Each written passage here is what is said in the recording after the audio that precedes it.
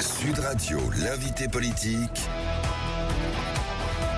Jean-Jacques Bourdin. Il est 8h35. Merci d'être avec nous sur Sud Radio. Notre invité politique ce matin, Nathalie Loiseau, qui est députée européenne et secrétaire nationale pour l'international du parti Horizon. Bonjour Nathalie Loiseau. Bonjour Jean-Jacques Bourdin. Nous allons parler d'Horizon tout à l'heure, puisqu'Édouard Philippe était en congrès, premier grand congrès, pour lancer sa candidature à l'élection présidentielle, parce que c'est clair, il sera candidat en 2027. Bien, mais je voudrais que nous commencions avec l'actualité internationale, qui est extrêmement riche, avec Donald Trump et Elon Musk. Quel duo! Elon Musk, qui tout à coup a fait une apparition au congrès de l'AfD, venu soutenir l'AfD, l'extrême droite allemande. Il faut voter pour l'AfD, a-t-il dit. Et qu'a-t-il dit précisément? Regardons l'avenir, ne nous focalisons pas sur le passé. Il a dit cela la veille des 80 ans de la libération du camp d'Auschwitz. On va arrêter de dire qu'on ne sait pas ce que pense Elon Musk. On le sait, il nous le dit. On dirait même qu'il passe son temps à nous le dire. C'est pas la première fois qu'il soutient le parti d'extrême droite allemand, dont je rappelle qu'il rassemble notamment des néo-nazis assumés. Des gens qui disent oui, moi je trouve qu'Adolf Hitler c'était formidable. Il y a eu cette polémique un peu absurde, a-t-il fait ou non un salut nazi? Hier, une affiche de l'AfD est publié avec un homme, une femme, des enfants blonds qui font, soi-disant, un toit au-dessus de la tête de leurs enfants, de salut nazi. Alors qu'est-ce qu'il faut? Qu'est-ce qu'il faut pour qu'on accepte de voir que certains en Europe et Elon Musk veulent banaliser, dédiaboliser les nazistes? Aujourd'hui, est-ce que Elon Musk est un révisionniste, un négationniste? C'est un ultra-réactionnaire. Dans tout ce qu'il dit, dans tout ce qu'il fait. On a voulu croire, parce que en Europe, on est très dans le wishful thinking, comme on dit en bon français, c'est-à-dire qu'on pense que tout va bien et que c'est pas la peine de s'inquiéter, parce que comme ça, c'est pas très fatigant. On a voulu croire que c'était un libertarien, quelqu'un qui aimait bien se passer des règles, que c'était sympa, c'était le monde d'Internet, vous savez, tous ces inventeurs un peu géniaux. Bon, ils étaient pas très pour les règles, le droit, la loi. En réalité, aujourd'hui, nos vies sont gouvernées par des gens qui n'ont pas été élus, par les patrons de la tech. Ils gouvernent nos vies, ils savent tout, ils ont toutes nos données personnelles. Il n'y a pas un jour où vous n'ayez pas recours à une grande plateforme d'Internet.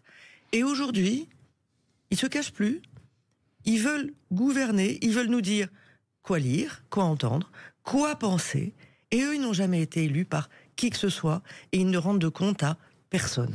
Elon Musk qui a publié une carte sur laquelle la Manche est appelée George Washington Channel.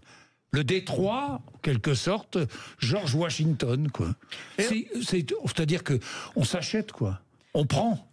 Alors, au mépris de tout, au mépris de tout, c'est-à-dire que il y en a un qui doit ne pas cesser de sabler le champagne, c'est Vladimir Poutine.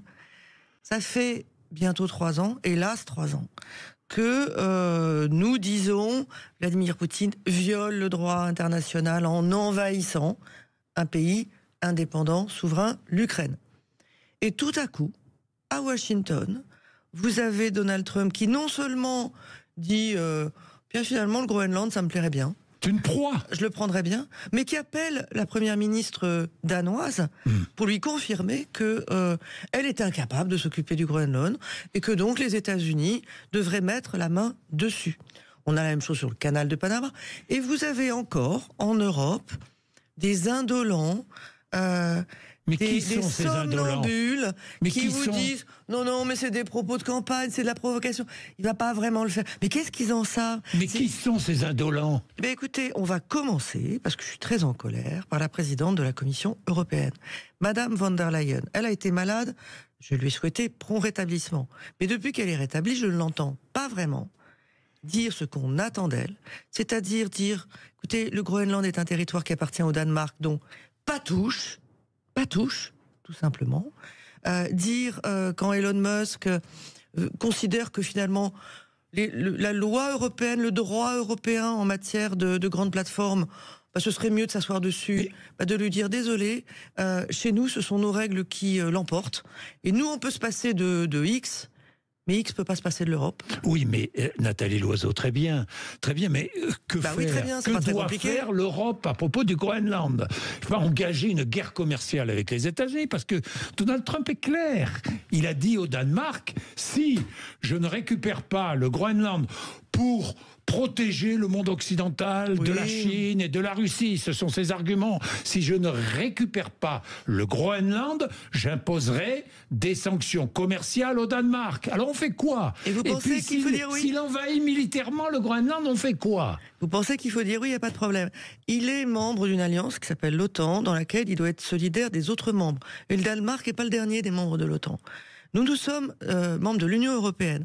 Et hier, j'ai relevé, pour le coup, pour l'en féliciter, que le général qui préside le comité militaire de l'Union européenne, qui est un général pourtant autrichien, donc d'un pays neutre, plutôt pacifiste, a dit « Ah ben moi c'est très simple, il faut envoyer des troupes européennes au Groenland pour lui dire la sécurité du Groenland, ça tombe bien, on s'en occupe. » Vous êtes favorable à ça? À ce qu'on envoie des troupes européennes au Groenland? Bah bien sûr, pour dire ça tombe bien, on s'en occupe. Mind your own business, occupez-vous de vos affaires. Occupez-vous de vos affaires. Le Groenland est un territoire, même si les Groenlandais ont une autonomie très large. Oui, mais ils veulent rentrer beaucoup plus profondément dans l'Union européenne. Et cette semaine, il y a une mission de députés européens au Groenland pour leur dire, écoutez, si vous voulez vous rapprocher encore plus de l'Union européenne, bienvenue. Bienvenue. Bien sûr. Bienvenue. Trump, Musk. Finalement, l'Europe est une proie pour Donald Trump, selon vous? C'est assez spectaculaire de voir que depuis son entrée en fonction, à chaque fois que Donald Trump s'exprime vis-à-vis des Européens, il menace. Et à chaque fois qu'il s'exprime vis-à-vis de la Chine, il recule. C'est Joe Biden qui avait obtenu la suspension de TikTok aux États-Unis. Quelle est la première décision que prend Donald Trump dans les 24 heures de son investiture? C'est pas d'imposer la guerre en Ukraine, la paix en Ukraine comme il l'avait promis, c'est de repousser la suspension de TikTok en disant non, on va s'arranger. La semaine dernière, au moment où il menace les Européens de tarifs douaniers, etc., il dit avec la Chine, je suis sûr qu'on va passer un deal. Alors c'est quoi? Ça veut dire qu'ils respectent les gens qui se font respecter, les gens qui font usage de leur puissance, et que tous ceux qui arrivent tête baissée en essayant d'être le plus gentil possible, le plus poli possible pour ne pas avoir d'ennui, c'est eux qui prennent des claques. Alors moi je le dis très clairement, et Édouard Philippe l'a dit très clairement hier au Congrès à Bordeaux, il faut dresser la tête, non pas pour être agressif, les États-Unis sont pas un ennemi, mais il faut apprendre à se faire respecter. Oui, à condition que l'Europe parle d'une voix unie, si je puis dire. On n'a jamais eu autant besoin d'Europe. On n'a jamais eu autant besoin d'Europe. Oui, mais vous êtes gouverné par quelqu'un de faible. Elle est faible, Ursula von der Leyen. Elle n'est pas convaincue de l'utilité de taper du poing sur la table. Parce qu'elle est atlantiste. Mais je vais vous dire un truc, Jean-Jacques Bourdin. Moi aussi, je suis atlantiste. Je suis capable de comprendre que quand vous êtes polonais, quand vous êtes lituanien, que vous avez les Russes à votre frontière ou la Biélorussie, vous avez besoin des États-Unis. Mais ça ne veut pas dire que on doit se coucher, qu'on est autre chose que des alliés et des partenaires qui doivent être respectés. On n'est pas des vassaux, on n'est pas des clients des États-Unis. Et ça, on peut le dire sans agressivité, mais il faut le dire fermement. Alors, la semaine prochaine, tous les chefs d'État et de gouvernement se réunissent dans ce qu'on a appelé une retraite, on peut appeler ça comme ça, pour parler défense européenne. Il faut évidemment beaucoup parler de la réaction que l'Europe doit avoir face à Donald Trump. La question n'est pas de mettre de l'huile sur le feu. Que doit dire l'Europe? La question n'est pas de mettre de l'huile. Que doit dire l'Europe là? Il y a la réunion aujourd'hui des ministres des Affaires étrangères. C'est très simple. Dire aux États-Unis, vous avez énormément besoin de nous. Donc n'insultez pas vos alliés, ne menacez pas vos alliés, ne vous trompez pas. On est dans un monde dangereux où il y a des pays révisionnistes, autoritaires, impérialistes. S'en prendre à ses alliés, c'est une erreur funeste. Vous rendez service à Vladimir Poutine et vous allez être du côté des losers. Bien, 80 ans de la libération d'Auschwitz, élection allemande dans 3 semaines. L'AfD est aux portes du pouvoir, selon vous? Selon les dernières informations que vous avez en provenance d'Allemagne. Non, l'AfD n'est pas aux portes du pouvoir, mais voir une extrême droite aussi nauséabonde, aussi ambigu, pour dire le moins, sur la période du nazisme, faire des scores pareils en Allemagne, ça doit être un réveil pour nous tous en Europe. Pendant longtemps, l'Allemagne était immune de ce genre de choses. Ça veut dire que la mémoire de la Shoah, au moment où les grands témoins de la Shoah sont en train de disparaître les uns après les autres, c'est ma génération qui doit la reprendre. Moi, quand je suis allée à Auschwitz et à Birkenau, c'est ce que j'ai ressenti. D'abord, je suis tombée dans les pommes, je suis évanouie à Birkenau, tellement c'était, j'allais dire, les murs hurlaient. Cette expérience, je voudrais que le plus de gens possible la fassent pour comprendre, voir ce que Hannah Arendt a appelé la banalité du mal, l'industrialisation de la barbarie. C'est arrivé, et c'est pas arrivé à des milliers de kilomètres, c'est arrivé en Europe. On a des générations de jeunes aujourd'hui, dont un pourcentage absolument effroyable dit qu'il ne sait pas ce que c'est que la Shoah. Alors on dit c'est aux profs oui, c'est aux profs d'enseigner, mais c'est à nous tous d'ouvrir les yeux des générations qui montent sur le fait que la barbarie existe, elle couve et qu'il faut lutter contre en permanence. L'antisémitisme, non seulement n'a pas disparu, mais flambe en Europe, flambe en France. Et tous ceux qui, d'une manière ou d'une autre, vont dans ce sens de nourrir les haines, d'exacerber les tensions, ont une responsabilité historique désastreuse et je les combattrai sans relâche. Bien, sans faire de parallèle, évidemment, parce que certains se sont servis de la cause palestinienne pour exprimer une forme d'antisémitisme. Mais Nathalie Loiseau, Trump veut déplacer les Palestiniens de Gaza et les envoyer en Égypte et en Jordanie. C'est effroyable. Quelle idée! C'est effroyable. Moi, ce qui me frappe beaucoup dans ce qu'on entend dans la bouche de Trump, mais malheureusement, il n'est pas le seul, c'est le produit d'une époque. Il a été élu, hein, il n'a pas volé son élection. C'est l'absence totale de considération pour la personne humaine. C'est-à-dire, il dit face caméra, face micro, oh bah après tout, c'est jamais qu'1,5 million de personnes. Mais c'est 1,5 million d'êtres humains. Donc il fait aussi peu de cas que de se dire il n'y a qu'à les mettre ailleurs et comme ça on sera tranquille. C'est épouvantable, c'est abominable. Les Palestiniens, du fait du Hamas, du fait de l'horreur du 7 octobre, le Hamas a semé le chaos en sachant ce qu'il faisait.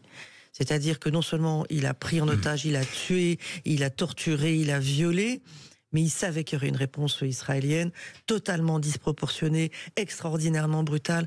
Donc le Hamas a exposé la population palestinienne, qui a souffert d'une manière atroce. Mais vous avez un président américain qui répond « Oh ben, il n'y a qu'à les mettre ailleurs ». Mais le président américain est en toute liberté, parce que l'Europe est en toute inexistence. Pardon. C'est pas vrai. Alors, ça, Nathalie Loiseau, comment c'est pas vrai? Vous avez le droit de Syrie. Je reviens de Syrie. Bon, qu'est-ce que vous êtes allé dire et faire en Syrie? Je suis allé comprendre. Vous savez, moi, les gens qui vous expliquent qu'ils ont tout compris du monde aujourd'hui en lisant 3 articles de presse et en regardant un reportage, c'est pas moi. Moi, je comprends pas si je suis pas quelque part. Donc, je suis allé simplement m'immerger une semaine dans ce pays qui vient de vivre 54 ans d'une dictature atroce, 14 ans d'une guerre abominable, ce pays qui est très largement détruit. Quand vous roulez entre Homs et Alep pendant 2 heures, ça n'est que ruine, des bombardements russes. Je suis allé écouter les Syriens. Ils ont du mal à prendre la parole, parce que pendant 54 ans, prendre la parole, c'était prendre un risque. Et puis quand ils commencent à vous parler, ils ne s'arrêtent plus. C'est un robinet sans fin d'histoires atroces, mais aussi de gens qui veulent croire que la liberté est arrivée, qui n'ont pas forcément envie de se faire dicter leur façon de vivre par 3 barbus. Et ça, c'est des femmes musulmanes qui me l'ont dit. Qui m'ont dit, ça fait 14 ans qu'avec la guerre, on porte tout. On porte nos familles, nos enfants, nos parents. Nos hommes sont morts, ou ont été blessés, ou se sont exilés. On a appris à se déplacer plusieurs fois, à gagner notre vie. C'est pas 3 barbus qui vont nous dire comment il faut vivre. C'est des femmes musulmanes traditionnelles qui m'ont dit ça. Donc c'est un pays qui compte. C'est un pays dont les réfugiés sont largement en Europe. C'est un pays aussi où Daesh est toujours présent. Donc c'est un pays sur lequel il faut être très attentif, s'engager. Je ne vais pas vous dire qu'Ahmed Al-Shara, c'est l'homme pour qui je voterais. Oui. Bien sûr que non. Mais il faut le soutenir. Mais est-ce qu'on veut attendre que ce soit pire? Il faut le soutenir. Il faut être présent, Il faut lui dire ce qu'on est capable de faire pour aider le peuple syrien et ce qu'on attend de lui en retour. Si on n'est pas là, c'est d'autres qui le seront. Bien, Boualem Sansal vote jeudi dernier, ça fait beaucoup de bruit au Parlement européen. Alors, certains à LFI se sont abstenus et d'autres ont voté contre. C'est les votes de la honte. C'est les votes de la honte, vous vous rendez compte ? Mais Rima Hassan, j'avance ces arguments, vous me direz, parce que je les ai lus. Sansal n'a pas été arrêté parce qu'il est écrivain, mais pour atteinte à l'intégrité territoriale du pays, suite à ses propos sur la colonisation de l'Algérie par la France. Il défend des thèmes et des thèses identitaires. Il est d'extrême droite. Le texte a été mis à l'agenda par une coalition de droite et d'extrême droite, et il inclut notamment la remise en cause des accords entre l'Union européenne et l'Algérie. Voilà ce qu'elle dit. Alors tout est faux. C'est la raison pour laquelle je n'ai pas voté. Tout est faux et tout est à vomir. Tout est faux et tout est à vomir dans ce que dit Mme Hassan. Je vous rappelle que le même jour, elle explique que Boualem Sansal, finalement, ne l'a pas volé, d'être arrêté, d'être en prison. Un homme âgé, fragile, dont le seul tort, c'est de ne pas avoir la même opinion que l'agent au pouvoir à Alger. Et elle explique aussi qu'une otage israélienne qui vient d'être libérée ne l'avait pas volée non plus parce qu'elle avait été dans la police israélienne en faisant son service militaire obligatoire. C'est le syndrome de « elle a été violée mais sa jupe était trop courte, elle l'a fait exprès ». C'est dégueulasse. Et pour dire que ce qui a été voté, il a été par l'extrême droite. Je crois qu'à peu près 500 députés européens sur 600, de toutes les nationalités, de tous les bords politiques, des gens de mon groupe, des centristes, des gens de la droite modérée, des écologistes, des socialistes français, ont voté ce texte. Madame Hassan, qui évidemment il y a quelques mois nous disait que l'Algérie c'était la Mecque des libertés, souvenez-vous, n'a qu'une cause, les Palestiniens, et encore pas les civils palestiniens, les terroristes palestiniens. Elle a une chose qui l'anime, c'est la haine d'Israël et des Israéliens. Qu'un écrivain aujourd'hui soit en prison pour ce qu'il écrit ne la choque pas, eh ben c'est dégueulasse. Bien, je voudrais terminer avec Édouard Philippe en meeting à Bordeaux hier. Il apporte un soutien sans illusion au gouvernement. Je l'ai entendu. Ça veut dire quoi, un soutien sans illusion, Nathalie Loiseau ? Un soutien d'abord, parce que les Français en ont assez du bazar, de l'instabilité, et qu'il faut essayer de faire en sorte que le pays connaisse une forme de stabilité, sans illusion, parce qu'avec l'Assemblée telle qu'elle est aujourd'hui, morcelée, incapable de s'entendre, certains n'ayant que le mot censure à la bouche, il n'y a aucune réforme, il n'y a aucune action de fond qui pourra être menée avant l'élection présidentielle. C'est une évidence. C'est l'action du gouvernement aujourd'hui consiste à limiter les dégâts. Regardez la préparation du budget. Je ne vais pas vous dire que je suis heureuse de voir un budget où on continue à trop dépenser et où trop souvent la réponse c'est de vouloir augmenter les impôts. Mais Nathalie Loiseau, est-ce que la politique, par exemple, conduite par Bruno Retailleau, vous convient ? Certaines choses oui, d'autres non. Qu'est-ce qui ne vous convient pas ? Écoutez, il s'est fait un peu piéger en expliquant que des jeunes femmes de la droite identitaire, c'est-à-dire de la droite la plus extrême, ils partageaient leur combat. Alors moi, franchement pas. Franchement pas. C'est pas du tout mon genre, mais pas du tout. Et quand il fait une circulaire sur la lutte contre l'immigration irrégulière, alors les bonnes âmes ont dit mais quelle horreur ! Bien sûr qu'il faut lutter contre l'immigration irrégulière. De ce point de vue, il a raison. Mais il manque quelque chose dans ce qu'il dit. Il dit qu'il faut faire attention quand on régularise. Il a raison, il faut faire attention. Bien sûr qu'il faut faire attention. Mais il faut aussi reconnaître qu'on a des métiers, qu'on a des secteurs qui ont besoin de main-d'œuvre étrangère. Moi, je ne souhaite pas que cette main-d'œuvre vienne de manière irrégulière, soit soumise à des trafics d'êtres humains et à toute l'économie grise. Mais dans ces cas-là, il faut accepter, assumer de mettre en place une immigration légale, encadrée, choisie, quand il y a des besoins de main-d'œuvre. Et ça, je ne l'entends pas dans la bouche de Bruno Retailleau. Je trouve que ça manque. Alors, Édouard Philippe est candidat à l'élection présidentielle de 2027. Comment incarner la rupture avec Emmanuel Macron ? Comment incarner la puissance et l'autorité un peu à la Trump ? C'est la question qui va être posée, Édouard Philippe. Alors à la Trump, je ne sais pas, parce que la France n'est pas les États-Unis. Trump est arrivé après Biden, parce que Biden était un président qui a fait beaucoup de choses bien, mais qui était quand même très âgé, et qui donnait l'impression d'un homme fatigué. Les Américains avaient besoin d'énergie. Oui, Emmanuel Macron est un homme impopulaire, très impopulaire aujourd'hui. Et il ne peut plus agir. Et Édouard Philippe est l'homme le plus populaire de France, mais comme il le dit lui-même, le moins impopulaire. Vous savez, la popularité, ça va, ça vient, c'est volatile. La réalité, c'est que l'Assemblée telle qu'elle est aujourd'hui, avec des partis qui sont dans la cuisine politicienne, pour beaucoup trop d'entre eux, est incapable de répondre aux attentes des Français. C'est tragique, mais c'est comme ça. Moi, je vis le contraire au Parlement européen. On arrive à s'entendre avec des partis qui ne sont pas les nôtres, parce qu'on pense à l'intérêt général. Aujourd'hui, vous avez beaucoup trop de gens au Palais Bourbon qui pensent à la cuisine. Qui pensent à la cuisine. Donc il y aura un moment de vérité. C'est l'élection présidentielle. C'est à ça qu'Édouard Philippe se prépare. Oui. Ceux qui ont écouté son discours hier, la rupture avec Emmanuel Macron à un moment donné ou à un autre. Oui et non. Il ne se présentera pas contre Emmanuel Macron. Emmanuel Macron ne peut plus se présenter. Il faut qu'il incarne ce qu'il fait très bien. La fermeté, la clarté dans les convictions, l'envie de faire bouger les choses.